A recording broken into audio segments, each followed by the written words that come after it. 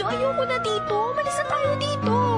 Hindi na ako makakatagal pa dito. Eh paano nga tayo aalis? Wala tayong pera. Eh di magjajapan ako.